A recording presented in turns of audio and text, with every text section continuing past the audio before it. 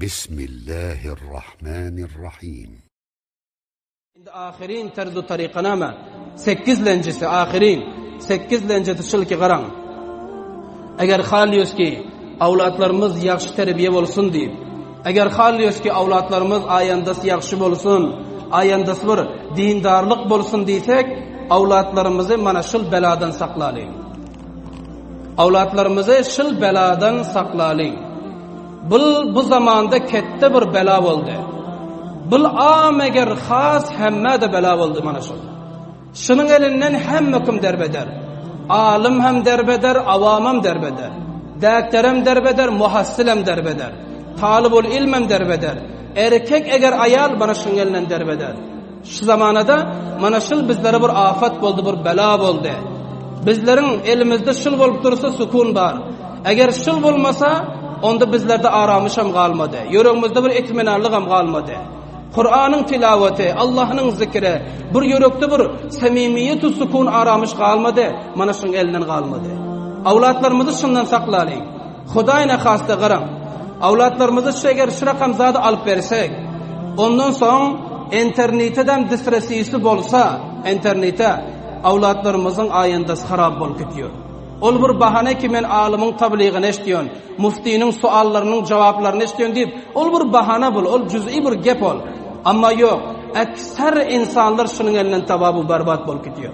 Avlatlarımızın ayındası mana şunun elinden derbeder bolup gidiyor. Nedim? Men bir zada eden qaram. Eğer bizler avlatlarımıza şıl zada alıp versek o için kontrol etmesek, avvala hammayda ferzentlerimizi alıp vermeliyiz. Hali o gün bir ata men yanıma gelip aytıyor ki, "Valla Hazret diyor, menin avladım 2 yıl yanak ayınca okuydu diyor, ama şu öten yılda mazası yoktu diyor. Öten yılda ne bunun ahlakı durusu oldu, ne bu semimiye oldu. Avval vakti namazı cemaat için yüreği hastalıktı deydi. Lakin öten yıl bir keyfiyet bol kaldı deydi bol. Son men soradım, şu avladına telefon alıp verdin mi sen? O bizlerden oğrin saklıyor ekeri. Medresede telefon bent bizlerin. Ben ettim avladına telefon alıp verdin mi? Olaydı, oho alıp verdik ki, öten yıl kurbanlıkta alıp verdim deydi. Allahu Ekber bolup duranda. Yani subut bile geplavatın içinizde vardır şol adam. Qarangında avladına telefon alıp veren medreseden bizar, dersten bizar, atadan bizar, ineden bizar nedir? Mana şu telefon boldu ki er bile ayal birbirinin ortasında mehru muhabbet yok oldu. Nedir? Ayal biçara erinin gelmekliğini avvala hem muntazir, intizarda oluyor. Sonra olsa er olsa biçara bu telefon alıp çokolava oturda böldüm. Ya olsa ayal öz barnamasını telefonda qarab otursa er biçara orada uğalıp ağzını çivin basıp yatsa. Ata börd otuy avlad ödü telefonunda gemurp yatir. Ya ata otuy avlad otuy biçara bir kağıt atadan gepeşecek ol, nasihat edecek, ama ata olsa orada biparvalık bilen öz gemine o internet o Facebook'una masruf. Ana lihaza guzaranın ata ina doğan er ayalın ortasına mana şıl bir mehri getiren, bir muhabbet getiren şıl zat. Avlatlarımızı azdırıyor şıl zat, mun kontrol edelim. Men bir hikayetler aydayn qaram. Hikayet näme? Bu kitabın hikayetinde bolan bir vakia bir alimin ağzından eşittim. Hikayet näme? Adını aytmalıyım. Bir ata diyor, öz navcavan bilen bir 16-17 yaşar oğlunu müdür mektebin yanına elinden tutup füdürap alıp bardı. Bolan vakia bu kitabın vakiası. Elinden tutup alıp bardı müdür mektebin yanına. Müdür mektebe aytdı ki, "Şıl men oğluma hazirinden ihrajlık ber, yani çıkargın ki ayadığında hayatlar gelip soramasın bilnira gittiğinden oldu." Ve takriben 2 yıl galan 10 gün töketmen adam 10 okuyup eken. 10 ya 11 okuyup yor. Az vakit galan halas olmaklığına mektebine.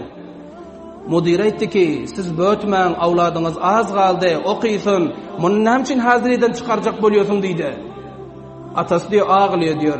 Atası diyor ki, "Müdür sahip, men avladıma haziriden o taraf dursun, men beste şu mantıkadan kovacakmın" diyor. "Sen şu mantıkanın suyunu bana haram edecekmen" dedim diyor. Şöyle diyor, ata aytdı. Son diyor, müdür mektep hayran kaldı. Atasına aytdı ki, "Siz 2 dakika dışarıda durun, men bir avladınız böyle bir gurrun edeyin" dedi. Ana son ata dışarı çıktı, avladını oturttu. Müdür soradı avladından ki, "Nämçin ataň bul andazı gussa bolup gelen?" Seni beste mantıkadan kucak olaydı diyor. Doğruyu ayıp dedim diyor. Şayet men derdine müdava olsam dedi diyor. Mudir. Sonda yankı oğlan ayıttı diyor ki mudir sahip köp gep harap. Ho ayıp dedi diyor. Gepin haraplık şıl dedi diyor. Qaram. Atam bana telefon alıp verdi. Telefon alıp verdi. Telefonda internetten bat. Internette desresim batı. İnternette desresi olandan son giyce olup her kim öz otağına var. Bir men öz otağım bardı. Men olsa internetin içine girip mubtazal filmler görüyordum. Uryaniyetu, yaramazu, çatte filmlere, çaynalara barıp şon müşahede ediyordum. Günlerin içinde bir gün menin yankı cavanlık, coşum, hayacanlığa geldi. Kamilen özüm kontrol edebilmedim. Çünkü harap film görün ekende. Men diyor dışarı çıktım diye hiç kim göze ilmedi. 6 yaşar ineyim batı diyor. Bolan vakıya bol. 6 yaşar ineyim batı diyor. Şunun üstüne tecavüz ettim diyor. Şunun üstüne tecavüz ettim. Bul şokunlap ağlarından son atam inem oyunuk gelip xo'p bildiler u meni ayırıp aldı. Bana bir kez soğuktu. Gepledi emsim koydu. Xo'p bir gün, 2 gün, 3 gün öttü. Yine men şuraqa müşahede ediyordum. Telefonumda yine damşıl harap filmler görüp yine bir gece hayacanlığa geldim. Kamilen menin cavanlığım coştu, kanım coşa geldi. Özüm saklayabilmedim, kontrol edebilmedim. Men çıktım dışarı, öre qaradım. Gördüm ki menin bir takriban 11 yaşar kız doğanım bardı. 11 yaşar. Kız doğanım bardı. Bu 11 yaşar kız doğanımın üstüne hamlettim diye tecavüz ettim. Muğuzda tecavüz olun son şokunla bu. Qalmağal eden son atam bile inem kurup geldi. Meni urup bir otağa qabaq koydu. Mana bugün sizin yanınızda meni alıp geldi deydi. Sizler fikir edin. Şunun elinden kim derbeder ol gitti. Şul telefonun elinden kim dünyası harap ol gitti. Şunun elinden kim öz izzet-u abrusunu barbat berdi. Avlatlarımız salim bolsun, alim bolsun, qari Kur'an bolsun. Alimu qari Kur'an'ı koy o taraf. Hiç bolmasın deyseniz, bir yaxşı insan bolsun, ayanda da menin yüzüme qaraltmasın deyseniz, avlatlarınızdan telefonu alın, alıp bilmeseniz için kontrol edin. Avlatlarınızın telefonunu kontrol etmediniz, avlatlarınızın ayandası harap boluyor, avlatlarınız harabu turab boluyor. Avlatlarınız tamamen, endi mesela bir dastan aydan qaram. Ayandan harap etme cavan. 3 tane dost vardı. 3 tane dost vardı, dost. Bu 3 tane dost beter ayyaştılar, gafıltılar. Bu zindegisini barbat edente, cavanlığı barbat edente, ata bizar ine bizarte. Bu şu andazı Allah'ın bendeliğinden çıkantı ki, indi iyide gaydik gelmek beter gıyıntı bulara. Şunyan bolonta. Birek bunun teker edip ölüyor. Motor haydap var ya, motorda teker ediyor, aksilent buluyor. Tekerde ölüyor. Ölönden son bunu defne hak etiyorlar o kança gece ötenden son inesinin dişine giriyor. Ölen cavan. İnesinin dişine giriyor. İnesi görüyor ki avladı yatir. Avladının üstüne yüzlerce nefer erkek ayal gelip sikitiyor. Çay cevap etkide otuyor. İnesi şokunluyor uzaktan. O benim avladım bil diyor. Avladının üstüne çay cevap etmen, simen deyip kıygırıyor. Bavletmen diyor. Lakin yüzlerce merdim gelip şol cavanın üstüne sikid oti, çay cevap bavlet kid otilar dişinde. Bunu bir gece gördü, şayet hiyalattır deydi. 2. gece yine gördü, 3. gece yine gördü. Ayal biçare beten boldu. İne biçare beten boldu. Avalama avladın hiçbir kadrini bilmen ötedi. Avladı inanın mihru muhabbetinden çıkantı dostların elinden. Son diyor, billahire mecbur oldu. Şıl dostun gediyonlarından bir sorayım ki benim avladım ne mi iş etiyordu? Şunun aşnalarından bir sorayım men deydi. Son diyor bunun aşnalarını tapvaldı. Her kim avladının aşnasını tanıyor. Aşnası kim değil, kim bile geziyor gidiyor, biliyor avladını. İnesi diyor bardı şu 2 ehem divalının yanına. 2 tane lütçönün yanına vardı. Buna ağlap inesi etti ki benim avladımı sizler nire alıp bardınızlar. Avladımı neme günah ettirdiniz deyip yankın ikisinin yakasından tuttu. İkisi ödünü kotarcak oldu ama inanın yüreği dağdar olantı. 9 aylap karında götürenti yankını. 9 aylap buna mehnet edenti yankı bedbaktı çiğin. Bunu dünya getirip süt verenti sinesinden. Ko inadı neme olsa adam. Bunu koymadı 2 cavan. Hullas aytmasanız koymuyor deydi. Son bu iki jawan aytdı ki, bizler deydi, köp Allah'dan uzak giden bendeler. O günahlarına ayıp, günahlar şıl deydi qaram. Bizler deydi internette harap filmlere download edip alıyorduk, dubara upload ediyorduk. Yani dubara share ediyorduk. Bizler alıyorduk da dubara merdime iştirak guzari ediyorduk, merdime share ediyorduk. Bizlerin sebebimiz bilen yaramaz filmi şayet müngler çenefer gören bolsa. Bizlerin sebebimiz bilen şayet hazarha nefer girden çıkıdan bolsa o zindagisi barbat bolan bolsa, bizlerin etkin işimiz şılte. Harap film görmek ve merdime görkezmek deydi, fikir edin sizler. Ana bu zada fikir etmek gerek. Sen zaman iki telefonu elin alıyorsun. Sen telefonu elin alıp bir yaramaz egis geldi. Yaramaz film geldi. Şonu görüp otursanım kömek ettin. Like versenim kömek ettin. Hatta comment yazdın şonu kömek ettin. Fikir edin. Bu barmacığın işlep durar telefonda. Ama senin amali namanam yazılıp durar. Hulasa gepşil ki javanlar men sizlere aytıyor. Ayandağınız harap etme. Ayandağınız barbat etme. Sarnavuş saz olun. Camiye hizmet edin. Masteri hadım bulunuzlar. Bir guru telefonu, filmu, kayısı aylamı görsen telefondur. Kellağınızda durmuş olsan bilmiyorsunuzlar. Bağır edin ana. Yanınızdan ötüküdel bilmiyorsunuzlar. Şu downloadu, şu ötürmegu, 4-5 bu işi etmenizler. Bu işten perhiz edinizler. Sizler qaram. Sizler yan javanlar dünyanı tağyir verdi. Sizler yan javanlar dünyaya inqilab getirdi. Salahuddin Eyyubi sizler yan bir javantı. 17 yaşında teki kemerine şemşir bağladı. Beytül Makdas'ı azad etti. Ama bugün Beytül Makdas bizler için ağlıyor, feryat ediyor. Beytül Makdas'ta bir ayağımızda tecavüz ağlıyor, feryat ediyor. Ama sen cavanımızda fakat zihin o fikrin telefona giden başka hiç işin yok, karvarın yok.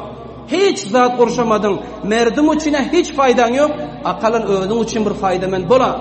Allah'ın bir iftihar ettiğin bendelerinden bola.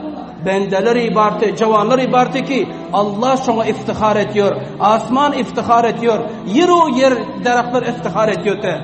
Men bir cavan aydan sizlere qaram. Hazreti Sa'd ibn Muaz.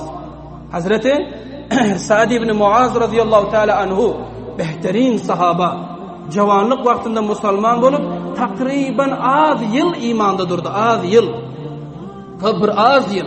Medine Peygamberimiz sahabalarını iyi verenden sonra imana geldi. Takriben 6. yılda vefat etti. 6 yıl değil. İman getiren muaslama 6 yıl illa 7 yıldı şunun. Bu cavan ne rakamtı Allah'ın ne razı edente. Biller 30 yaşadı, 40 yaşadı. Kaçın Allah'ımız razı edelim. Bu cavan 6 yılda Allah'ın razı edente. İndigara. Zaman ediyor Hazreti Sa'd ibn Muaz. Gazveye Handaq'ta tir yente elinin bir damarına tir kamanın oku degip zahmi bol. Son bilahire şehit oldu. Şehit bolan bile inese köp naliş etti inese. Bir ines vardı. Başka hiç saat yok. Sonda ines köp naliş etti, feryat etti. Peygamberimiz Aleyhisselam inesinin yanına geldi. İnesinin yanına gelip aytdı ki: "Ey Ummu Sa'd, ey Sa'd ibn Muaz'ın inesiydi. Sen kim için ağlıyorsun? Kim için nalet ediyorsun? Sa'd için mi? Şu Sa'd için mi?" dedi. Eğer Sa'd için ağlıyorsun bolsan göz yaşına qurut. Göz yaşına xush kel. Ve öz yüreğindeki gamginliği hoşhallığa tebdil et. Ne için? Bahatiri ki avvalin şahsi ki ölün için Allah Teala hoşluk edip begende senin avladın Sa'd dedi. Subhanallah. Fikir edin. Avvalin şahsi ki yerin yüzünde ölü oti, şunun ölmekliğine Allah Teala gülü oti, begeni oti senin oğlun dedi. Senin oğlun ölün için Allah'ın arşı zilzile geldi dedi. İhtazza arşur Rahman. Ey Perverdigarın arşı zilzile geldi senin avladın için. Yankı Ummu Sa'd diyor bu gep eşitenden son gözünün yaşlarını sildidu. Aram boldular. Ey cavan. Sa'dem sizler yan cavan te. Allah'ın şunça razı eden ki ölmekliği için Allah begeni otir. Peygamberimiz Aleyhisselam cenazesine vardılar. Cenazesine varıp diyor namazı cenaze okuydular.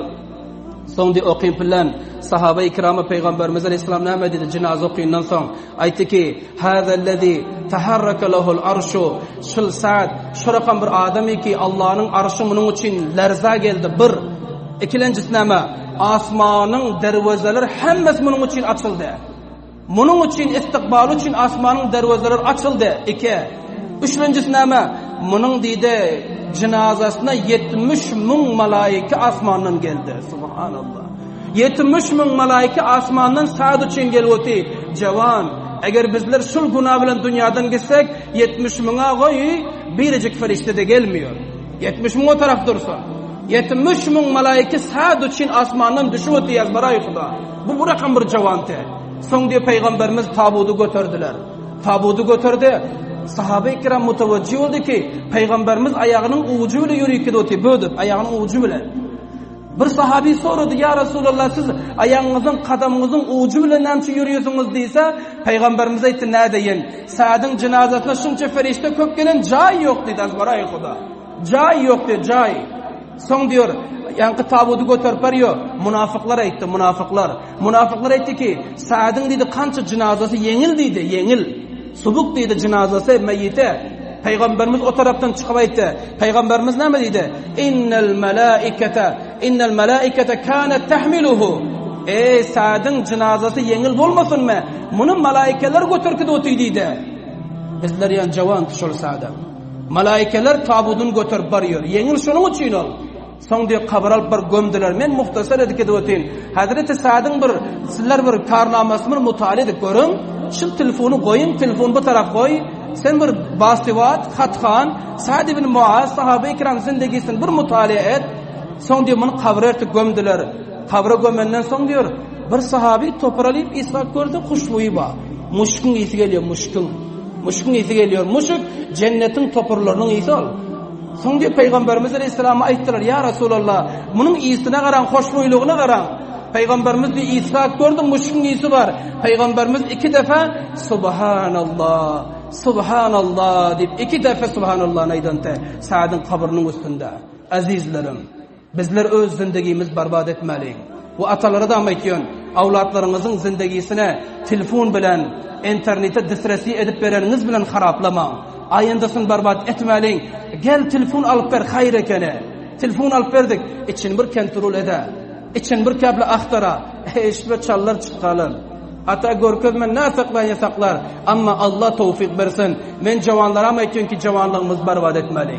Cavanlarınızı harap etmen. Allah'ın yanında menfur olman gerekli bende olun. Allah tebarek ve teala her zadeki ayttık ve eşittik amel etmekle öz tevfik ve hidayet nasip etsin. برای مشاهده ویدیوهای بیشتر به کانال یوتیوب سخنرانی های علماء ترکمن سر بزنید، مشترک بشید و منتشر کنید، اجر ببرید.